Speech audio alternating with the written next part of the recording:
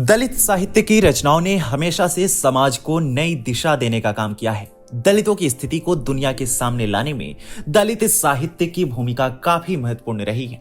पूरा दलित साहित्य दलित समुदाय के जीवन, अनुभव और संघर्षों पर केंद्रित है। लेकिन क्या आप जानते हैं कि किस महान शख्स को दलित साहित्य का संस्थापक माना जाता है?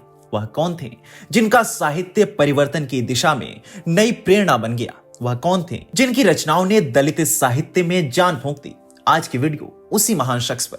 नमस्कार, आज की वीडियो में मैं आपको दलित साहित्य के संस्थापक तुकाराम भाऊराव साठे के बारे में बताऊंगा, जिनकी रचनाओं पर आज भी जमकर शोध होते हैं। उससे पहले यदि आपने अभी तक हमारे चैनल को सब्सक्राइब नहीं किया है तो इसे सब्सक्राइब करें और वीडियो को लाइक करें। 1 अगस्त 1920 को महाराष्ट्र के सांगली जिले में तुकाराम भाऊराव साठे का जन्म हुआ था, जिन्हें लोग प्यार से अन्ना भाऊ साठे भी बुलाते हैं। उनके पिता का नाम भाऊराव साठे और माता का नाम बलुबाई साठे था।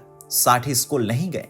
उन्होंने केवल 1.5 दिन स्कूल में पढ़ाई की और फिर उच्च जातियों द्वारा भेदभाव के कारण पढ़ाई छोड़ दी। लेकिन 1.5 दिन स्कूल में पढ़ाई करने वाले शख्स ने हमेशा के लिए साहित्य की परिभाषा बदल कर रख दी। भारत की आजादी के बाद उन्हें भारत पर सवर्णों का शासन स्वीकार नहीं था, इसलिए 16 अगस्त 1947 को उन्होंने मुंबई में 20,000 लोगों का मार्च निकाला और उस मार्च का नारा था, ये आजादी झूठी है, देश की जनता भूखी है।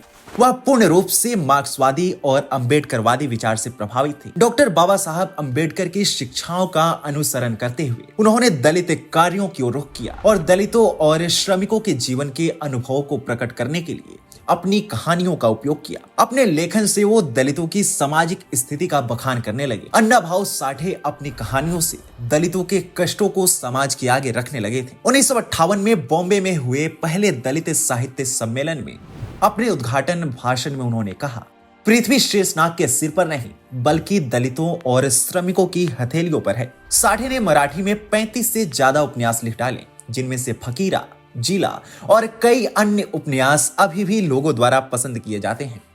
1961 में उन्हें राज्य सरकार का सर्वश्रेष्ठ उपन्यास पुरस्कार मिला।